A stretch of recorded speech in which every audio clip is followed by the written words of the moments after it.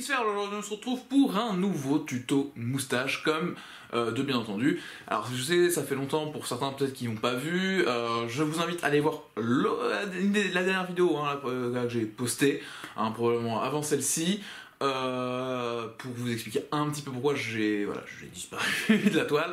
Ça me évitera de le réexpliquer à chaque introduction de mes vidéos. Donc voilà, je vous invite vraiment à aller la voir pour comprendre pourquoi cette chaîne a été mise en pause pendant quelques temps. Et aussi pourquoi, effectivement, là je vais peut-être vous présenter quelque chose un peu en retard. Mais je me suis dit, bon voilà, Konami m'a offert cette boîte, je me suis dit, autant vous la partager avec vous, la découvrir avec vous. Donc on va s'ouvrir une petite boîte des duelistes légendaires, la rage de rat, parce qu'effectivement c'est quand même un produit qui me tenait à cœur, on l'avait présenté sur le Wiki Show, mais effectivement j'ai pas pu vous faire de vidéo dessus.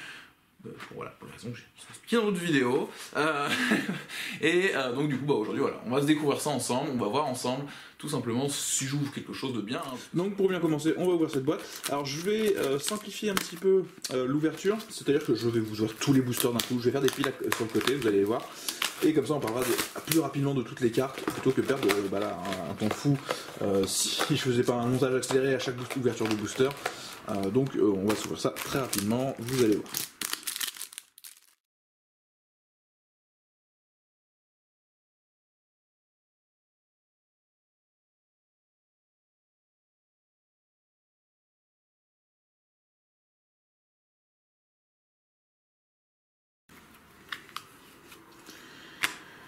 Bon, voilà, c'est bon, on a ouvert les 36 boosters, la display est vide, c'était un peu long quand même.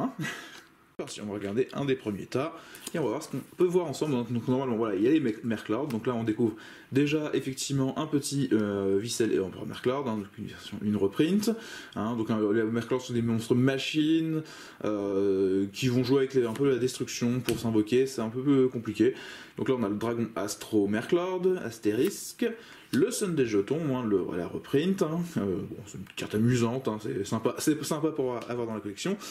On commence avec effectivement ici une ultra du coup Merclord, le Dragon Astro Merclord Triskelion, donc c'est un nouveau Merclord, celui-ci il est niveau 10 avec 3000 attaques, il est ni en cadre normalement ni potable normalement, doit d'abord être invoqué spécialement depuis votre main en bannissant 3 monstres Merclord de nom différents depuis votre cimetière. Une fois par tour, lorsque cette carte déclare une attaque, vous pouvez regarder l'extra deck de votre adversaire et équiper un monstre depuis celui-ci avec cette carte. Et cette carte gagne une attaque égale à la somme des attaques de ces monstres équipés. Tant qu'elle est équipée avec un monstre synchro, cette carte peut faire max 3 attaques sur des monstres durant chaque battle phase. Voilà, bon ajout, voilà, pour ceux qui connaîtraient un peu Merclord, c'est un très bon ajout, il reste très fort, une 3000 qui pourrait s'équiper d'un dragon à 5 têtes, on sait jamais. Ça commence à faire mal, puis s'il a un synchro à côté en plus, il attaque plusieurs fois. Voilà, donc dans les decks qui pourraient s'amuser aussi à équiper, on pourrait retrouver ça effectivement avec le nouvel archétype qui vient de sortir, qui joue avec les équipements, et l'Astro Merclord, l'éradicateur, donc le piège, donc c'est bien, effectivement, là, booster Merclord, par un Sun des jetons. Ciblez 3 monstres Merclord de noms différents de votre cimetière, ajoutez-les à votre main, ou invoquez-les spécialement en ignorant leur notion d'invocation, et jusqu'à la fin de votre prochain tour, après l'activation de cette carte, vous ne pouvez pas invoquer spécialement de monstres machines exclus, et si vous contrôlez un monstre Astro Merclord ou Astro Merclord, vous pouvez bannir cette carte depuis votre cimetière, détruisez un monstre synchro contrôlé par votre adversaire, et si vous le faites, infligez des dommages égaux à son attaque d'origine. Ça c'est pas cochon non plus, c'est... Ça peut faire un Rebound 3, c'est fort, c'est très fort, sachant qu'en fait vous allez Rebound 3 et vous allez pouvoir réutiliser les effets des gros Merclord qui vont s'invoquer en virant les petits. Donc c'est pas mauvais. La armée Merclord de Skiel, voilà, encore un Merclord, une reprint du contrôle cérébral, toujours pratique pour aller faire joujou avec les monstres adverses, une reprint du Slim métallique, l'armée Merclord de Vissel, voilà, la communication avec le Cosmos. Alors ça c'est une petite carte qui vient de Esparoba, donc ça c'est des cartes que je vais rechercher, parce qu'il y a des cartes très sympas. Celle-ci c'est vous pouvez envoyer un monstre que vous contrôlez dans le propriétaire, et votre adversaire invoquez spécialement un monstre machine depuis votre main ou cimetière. Lorsque votre adversaire pioche pour sa première pioche normale durant sa drofage, tant que vous contrôlez Jinzo, vous pouvez déclarer un type de monstre magie piège, votre adversaire révèle la carte qu'il a piochée, et si elle est du type de carte déclarée, envoyez cette carte au cimetière, et si vous faites piocher une carte.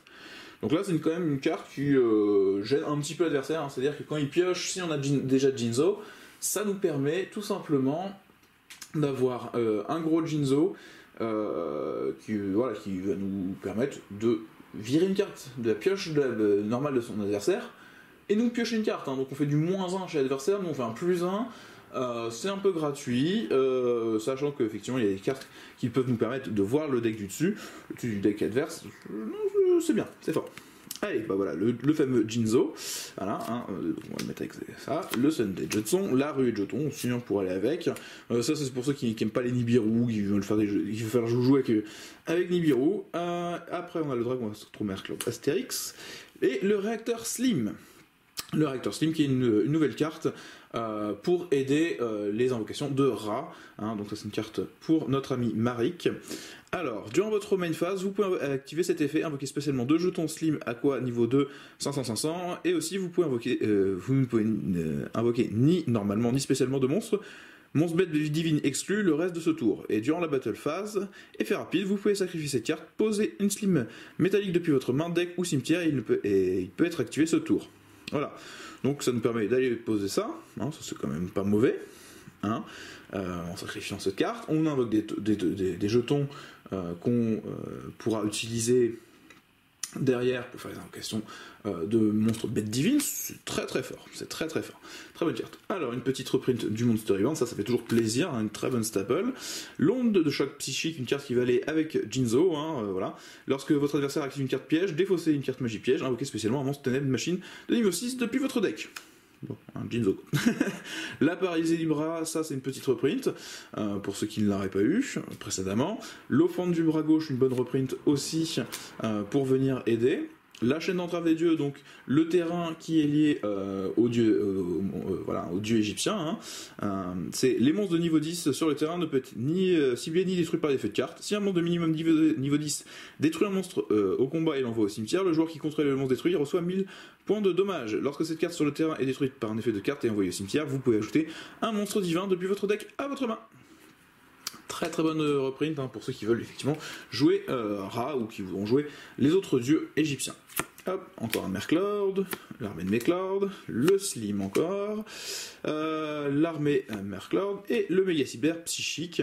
Donc là, un nouveau monstre qui nous arrive. Niveau 6, 2200, 1200. Si votre adversaire contrôle plus de magie piège que vous pouvez invoquer spécialement cette carte depuis votre main. Vous ne pouvez invoquer spécialement Méga Cyber Psychique qu'une fois par tour de cette façon. Lorsque cette carte déclare une attaque sur un monstre à effet de l'adversaire, tant que vous contrôlez Jinzo, vous pouvez sacrifier cette carte, placer le monstre de l'adversaire face recto dans la zone magie piège comme un piège continu. Voilà.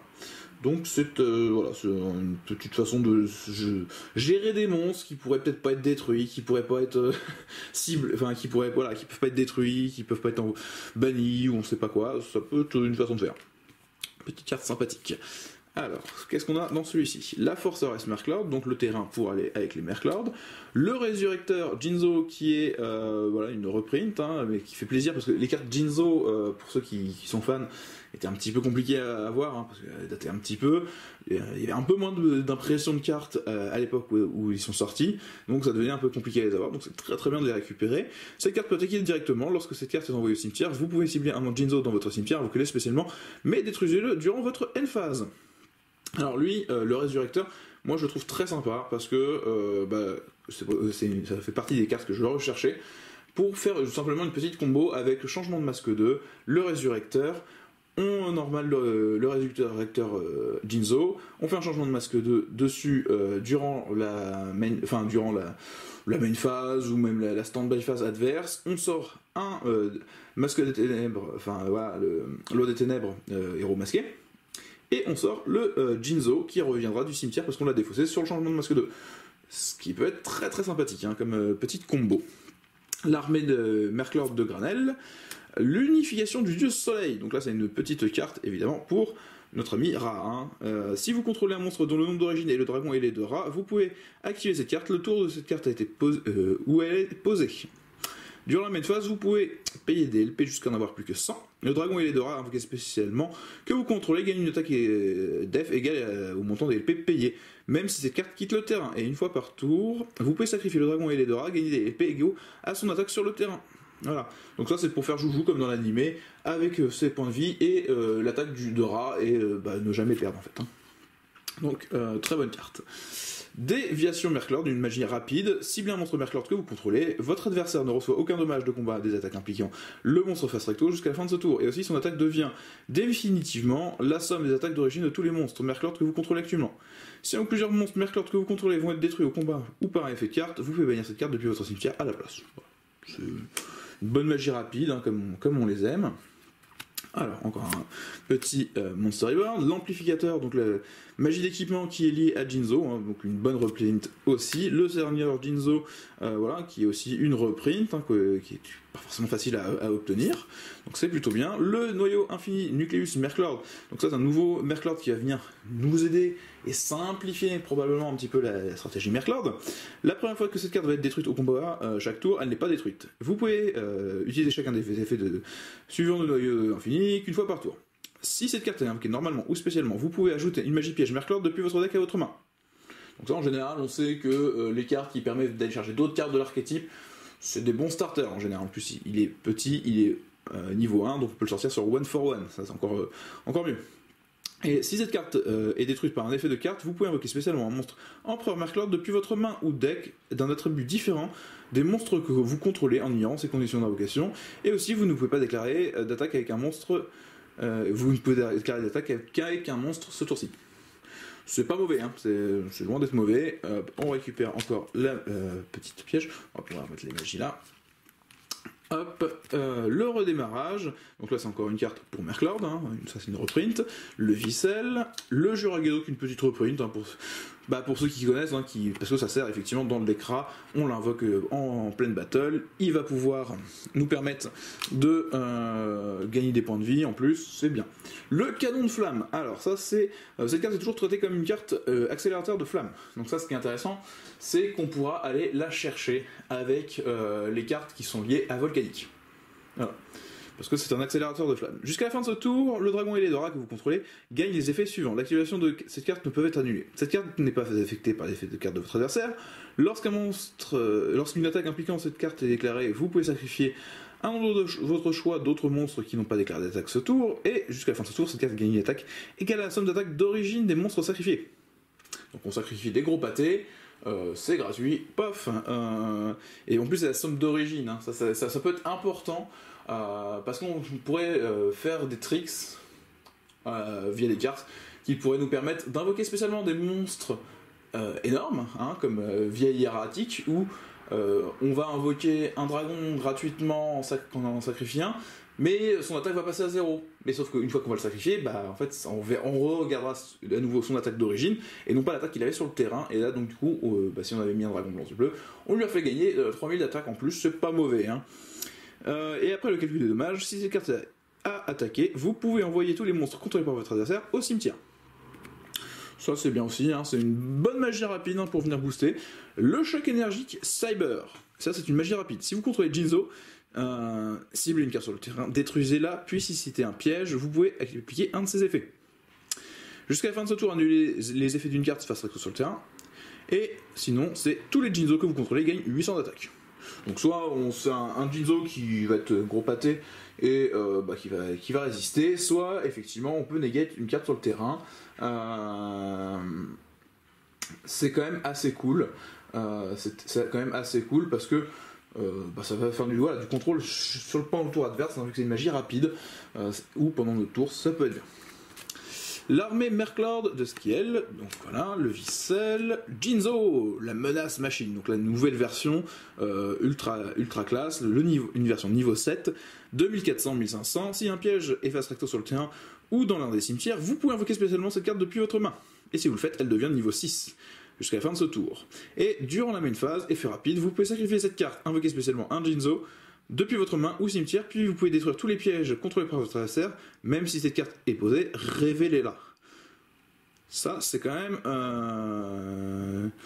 fort. C'est quand même très très fort, hein, parce que il se fait gratuitement, hein, même si voilà, s'il y a déjà des pièges, même dans notre cimetière, ça peut être sympa. On peut jouer des pièges dans son deck Jinzo pour sortir la menace plus facilement. On peut le jouer avec un sacrifice d'objets inutiles s'il faut vraiment. ça peut être cool. Ça peut être cool, et après en plus il réinvoque le Jinzo, il fait le ménage. C'est une très très bonne carte. Makuria le Destructeur. Donc là, pour les vieux fans, hein, c'est le retour avec, effectivement, ce coup-ci, un texte erraté. Hein, on peut activer plus qu'une seule piège. Et il faut qu'elle soit envoyée depuis la zone monstre. Hein, on l'envoie plus de n'importe où pour faire son effet. Voilà. C'est un peu nerf. Hein, c'est fait pour. C'est fait pour. Alors, hop, le Scale Merclord, l'amplificateur. L'inspecteur Jinzo, donc aussi une reprint, hein, plutôt sympathique pour les fans de Jinzo, le Vicel Merclord, l'alliage éternel, donc là une magie rapide plutôt sympa. Si vous contrôlez Jinzo, activez un de ses effets. Jusqu'à la fin de ce tour, tous les monstres machines que vous contrôlez actuellement ne peuvent pas être détruits par des effets de carte de votre adversaire. Ou lorsque une carte ou un effet qui cible un ou plusieurs monstres machines que vous contrôlez est activé, annulez l'effet. Donc là c'est encore une carte pour venir nous protéger soit pendant le tour, hein, soit pendant le tour adverse, vu que c'est une magie rapide, c'est vraiment très cool. Voilà, vu que c'est une magie rapide, hein, voilà, on peut l'activer pendant le tour adverse, et sous Jinzo, hein, parce qu'effectivement si on jouait avec des pièges, dans Jinzo ça marche moins bien. Voilà, la paralysie des bras. Alors, l'armée Merclord de Granel, le redémarrage. Le disciple de Ra, donc là une petite reprint qui fait toujours plaisir aux fans des decks et du égyptien, parce que c'est une carte qui n'était pas forcément toujours facile, hein, même s'il y a déjà eu plusieurs reprints, mais voilà, ça reste toujours une très bonne carte à récupérer, pour ceux qui ne l'auraient pas, ou on le récupère une nouvelle fois pour peut-être monter plusieurs decks égyptiens, vous voyez, hein, voilà, et donc cette carte là, hein, c'est un classique, donc lorsque cette carte est invoquée, vous pouvez invoquer spécialement max 2 disciples de Ra depuis votre main et ou deck, non sacrifiable sauf pour l'invocation sacrifice de Slifer le dragon céleste, Obélisque le tourmenteur ou le dragon ailé de Ra. Vous ne pouvez invoquer spécialement de monstres sauf par effet de disciples de Ra. Voilà, donc ça c'est un petit monstre qui sort facilement, on l'invoque, il invoque ses deux copains, et après on pourra les sacrifier pour faire nos invocations de gros monstres, donc c'est cool. L'armée de Merclord déterminée, hop, petite magie continue, et le choc Sabers, hop. Alors la forteresse Merclord, le chaos infini, encore une carte pour Merclord, bénédiction de l'Empire Merclord. Vous voyez, un Merclord on aime bien, hein, il y a tout le stuff, hein, on récupère vraiment tout le stuff. Hein. Assemblée Merclord, ça c'est une magie continue qui nous dit, lorsque cette carte est active, vous pouvez ajouter un monstre Merclord depuis votre deck à votre main. Toujours sympa. Vous pouvez activer qu'un assemblée Merclord par tour, vous ne pouvez utiliser chacun des effets suivants de Merclord qu'une fois par tour. Vous pouvez défausser une carte puis cibler un monstre que vous contrôlez, détruisez-le. Si un ou plusieurs monstres Merclord face recto que vous contrôlez sont détruits au combat ou par effet de carte, vous pouvez cibler une autre carte magie piège face recto sur le terrain, détruisez-le. Voilà, donc ça nous permet de faire le ménage, de détruire nos propres Merclord pour trigger les effets des autres Merclord qui pourront s'invoquer spécialement par ce biais. Ça nous permet de mettre des Merclord au cimetière, comme on a vu pour le gros qui va nous demander d'en bannir 3 noms différents, donc c'est vraiment très pratique, hein. C'est une très bonne nouvelle carte pour lancer le deck. Alors, Méga-Cypher Psychique, le Granel, Empereur Merclord, Forteresse Merclord, Onde de choc psychique, le vrai nom, donc ça ceux qui ne l'avaient pas, c'est aussi une reprint, hein. C'est une carte qui, quand on connaît son deck, qu'on a foi en l'âme des cartes, ou en fait on a utilisé des techniques, hein, comme moi je le faisais, de remettre des cartes de sa main au-dessus de son deck via des effets de cartes, hein, parce qu'il y a quelques-uns qui permettent de le faire. Et bien après en fait on cite le nom de la carte qui serait au-dessus de nos decks, et si on y arrive, et ben ça nous permet d'aller chercher un monstre divin depuis notre deck. Voilà, c'est quand même assez fort. Moi je vous avoue, je jouais ça au moment de la sortie de la Sphère de Ra. Parce qu'effectivement j'avais fait des combos via la lame du lutin tranchant qui nous fait remettre une carte de notre main pour l'invoquer spécialement depuis le cimetière, et donc du coup en faisant ça je pouvais aller forcément chercher ma Sphère de Ra, sacrifier le terrain adverse et pouvoir commencer à jouer, hein, tout simplement. Donc ça c'est une bonne carte, hein, une très bonne reprint. Le Rector Slim qu'on a déjà vu, l'onde de choc psychique, armée, le Sunday, le chant ancien. Ah, voilà. Je vous avoue, je connais pas le poème par cœur, hein, mais bon, c'est quand même cool qu'il soit là. Ajoutez le dragon ailé de Ra depuis votre deck ou cimetière à votre main, et si vous le faites, vous pouvez invoquer par sacrifice un monstre durant votre main phase. Ce tour, en plus de votre invocation pose normale, vous ne pouvez gagner cet effet qu'une fois par tour. Et vous pouvez bannir cette carte depuis votre cimetière. Si vous invoquez par sacrifice le dragon ailé de Ra ce tour, son attaque d'origine devient l'attaque d'origine de ce monstre. Des monstres sacrifiés pour l'invocation. Donc ça c'est une carte pour venir nous simplifier encore l'invocation de Ra. Hein, on va directement le chercher, on gagne une invocation sacrifice en plus. Donc, par exemple, quand on a le réacteur Slim ou notre ami le disciple de Dra, et on invoque les deux, enfin l'un ou l'autre. On invoque soit les tokens, soit on invoque les deux copains disciples de Dra. On fait le champ ancien et c'est parti. On a tout de suite notre gros, notre gros dragon et les deux rats qui arrivent. Donc c'est une bonne carte. Alors. On va regarder par la suite la paralysie des bras, l'empereur Merklord, forteresse Merklord, voilà, du Merklord comme je vous ai dit, Merklord. Une deuxième, ça c'est cool.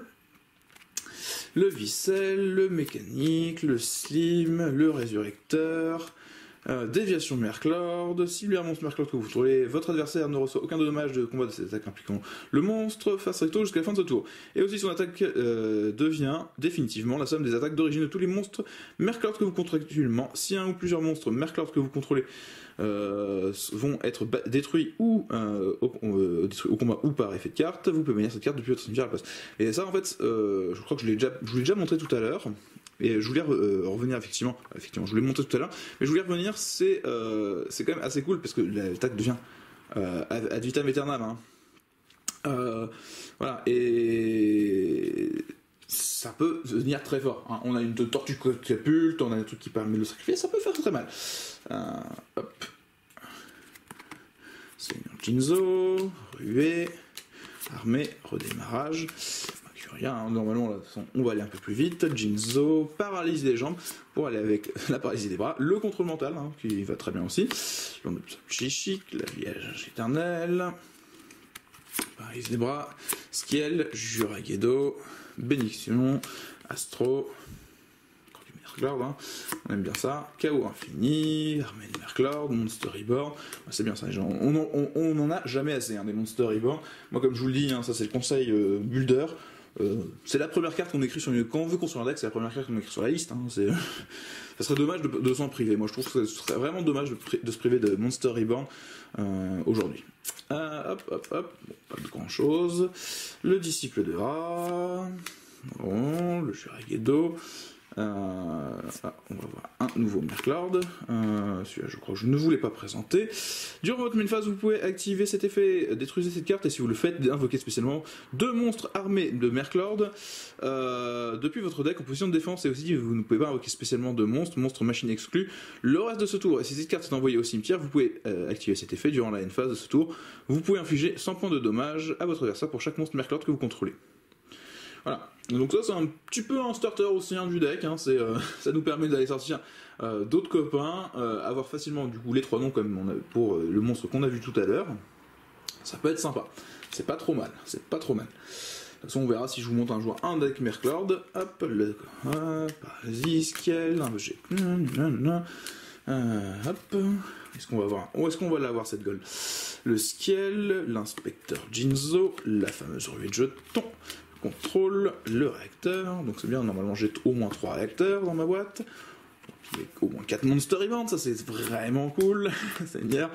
Ah, bah voilà, bon, bah du coup, comme je disais, bon, bah voilà, est-ce qu'on va l'avoir? Bah effectivement, je m'attendais pas, voilà, j'étais même pas prêt, là, bah effectivement, bah il est là, le beau dragon, le magnifique dragon en Ghost. Par contre, effectivement, j'ai l'impression que je récupérais une version qui avait été un petit peu abîmée, non, l'impression, mais c'est pas grave, c'est au moins, je l'ai en Ghost, ça fait plaisir, c'est quand même une bonne ouverture. Très très bonne ouverture. Donc bah voilà, hein, effectivement c'est pour ça que je voulais partager la vidéo avec vous. Bah, je sais pas si ça sert à quelque chose de vous montrer les derniers boosters, hein, mais voilà, on va le laisser là. On va le mettre en pochette à la fin de la vidéo. On va regarder quand même ce qu'il nous reste. Hein. Zo, ah bah c'est bien, on a un deuxième canon de flamme, ça c'est cool. Hop, hop. Oui, effectivement, bon ça aurait été mieux qu'on l'ouvre plus tard encore. Ah bah voilà, on a encore d'autres choses hein, qu'on n'avait pas vues, vraiment une bonne boîte, hein. Gardien Slim, donc si vous recevez des dommages de combat ou des faits, vous pouvez invoquer spécialement cette carte depuis votre main. Ça sympa. Durant le calcul des dommages, si cette carte combat un monstre de l'adversaire, effet rapide, durant le calcul des dommages uniquement, vous pouvez faire gagner à cette attaque une def égale à l'attaque du monstre de l'adversaire. Si cette carte est envoyée depuis la main ou le terrain au cimetière, vous pouvez ajouter une magie piège depuis votre deck à votre main qui liste spécifiquement la carte, le dragon et les 2 rats dans son texte. Vous ne pouvez les lire qu'une fois par tour. C'est plutôt pas mal. C'est plutôt pas mal. Le fameux psychique Bounder, ou Bounder psychique en français, donc qui est une version pour ceux qui connaissent Reflect Bounder, un peu dans le principe. Ces cartes sont invoquées normalement ou spécialement, vous pouvez ajouter un Jinzo ou une magie piège qui lit spécifiquement la carte dans son texte depuis votre deck à votre main. Lorsqu'un monstre que vous contrôlez est attaqué par un monstre de l'adversaire, avant le calcul des dommages, vous pouvez détruire le monstre attaquant ainsi que cette carte. Bon, moi perso je préfère le premier effet est très bien, hein, mieux que peut-être voilà, il y a un meilleur effet que le premier Reflect Bounder, on va se dire. Mais Reflect Bounder il faisait des dégâts chez l'adversaire, là il fait que détruire le monstre en face. Moi je préfère quand même vraiment aller rincer les points de vie adverses. Mais bon, donc voilà. Donc ça, hop, on a vu ici, il n'y a rien d'autre. Ici, est-ce que... non, hop, il nous reste 2 paquets à regarder.